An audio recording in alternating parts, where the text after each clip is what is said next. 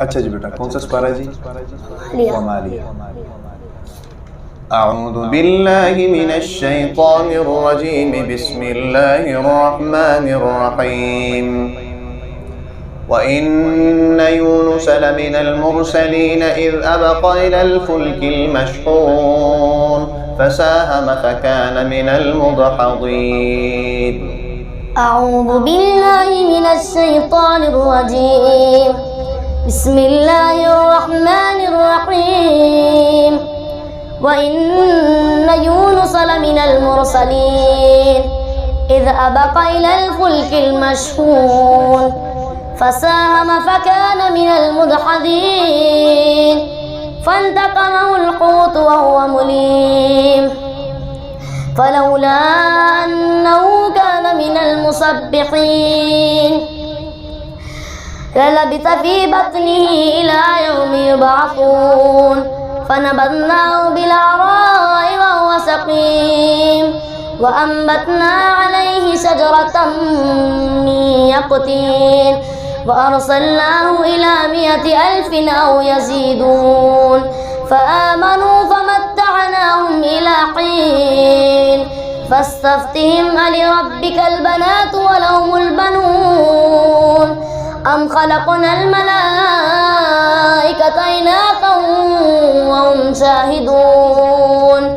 अला इन्नहुम मिन इफ़्किहिम लयक़ूलून वलदल्लाह व इन्नहुम लकादिबून अस्सफ़ल बनाति अलल बनीन मा लकुम कैफ़ तहकुमून अफला तज़क्करून अम लकुम सुल्तानुम मुबीन फ़अतू बिकिताबिकुम इन कुंतुम सादिक़ीन वजअलू बैनहु व बैनल जिन्नति नसबा वलक़द अलिमतिल जिन्नतु इन्नहुम लमुहदरून सुब्हानल्लाहि अम्मा यसिफून इल्ला इबादल्लाहिल मुख़लसीन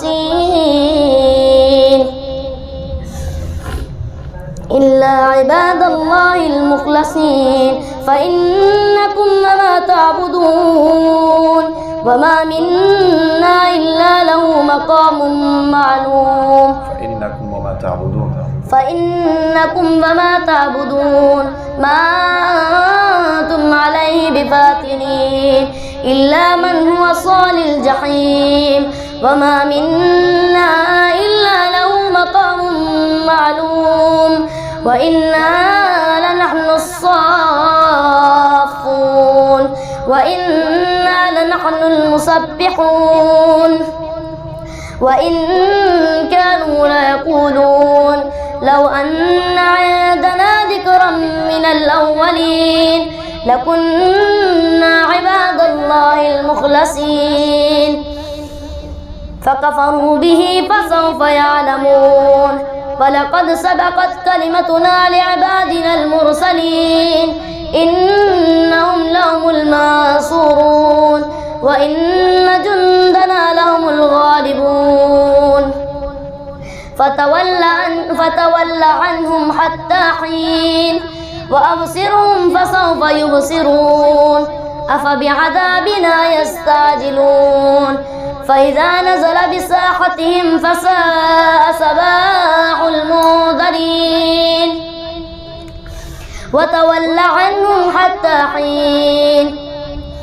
वअबसिर फ़सौफ़ युबसिरून सुब्हान रब्बिक रब्बिल इज़्ज़ति अम्मा यसिफ़ून वसलामुन अलल मुरसलीन वल्हम्दुलिल्लाहि रब्बिल आलमीन सदक़ल्लाहुल अज़ीम। माशाअल्लाह माशाअल्लाह, वेरी गुड वेरी गुड। बेटा आज तो आपने जो है ना जी कमाल कर दिया। आज आपने क्या कर दिया? कमाल कर दिया। इस खूबसूरत अंदाज़ और आवाज़ और लहजे में आपने जायज़ा दिया है, टेस्ट दिया है कि आपने दिल खुश कर दिया। शाबाश, वेरी गुड। नाज़रीन, गुजारिश ये है कि ये जो बच्चा है इनका ताल्लुक़ लाहौर से है। अब्दुल्ला जहांगीर है ना आपका नाम? अब्दुल्ला जहांगीर इसका नाम है। جس انداز اور آواز اور لہجے میں اس نے قرآن مجید کا ٹیسٹ دیا ہے تو اس سے آپ اندازہ لگائیں کہ قرآن مجید کے اندر کتنی مٹھاس ہے. اس کو آپ جتنا مرضی پڑھتے رہیں گے آپ کو سرور آتا رہے گا اور آپ کو مزہ آتا رہے گا، اس کی لذت کو آپ محسوس کرتے رہیں گے.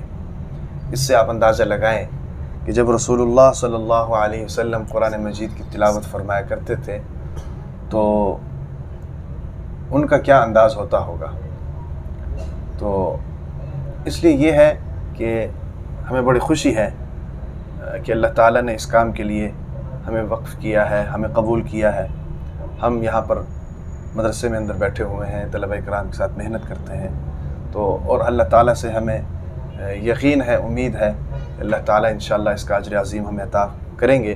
اور یہی بچے ہمارے لیے کل قیامت کے دن شفاعت کار بنیں گے، اپنے والدین کے لیے شفاعت کار بنیں گے. گزارش یہ ہے کہ جو اولاد ہوتی ہے وہ اپنے ماں باپ سے اثر لیتی ہے. ماں باپ کو ان معاملات میں دیکھنا چاہیے، میچور ہونا چاہیے.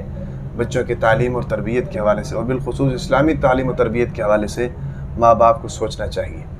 تو اب یہ دیکھیں چھوٹا سا بچہ ہے، یہ حافظ نہیں ہے یا قاری بھی نہیں ہے.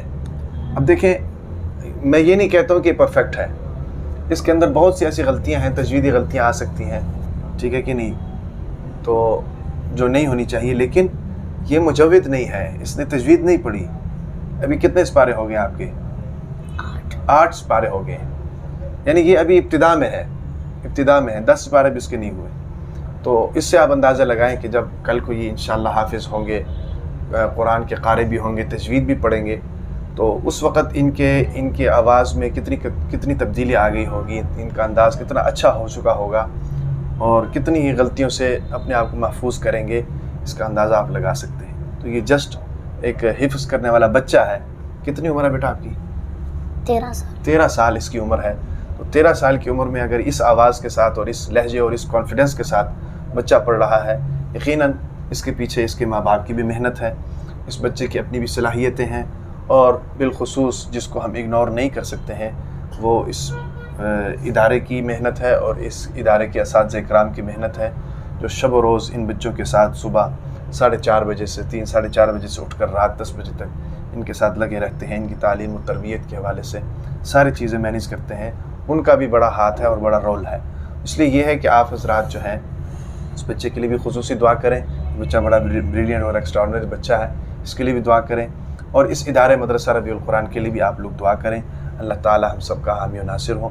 اللہ تعالی ہم سب کو قرآن مجید اچھے طریقے سے پڑھنے اور پڑھانے اور سننے اور سنانے کی توفیق عطا فرمائے. شاباش، ویری گڈ.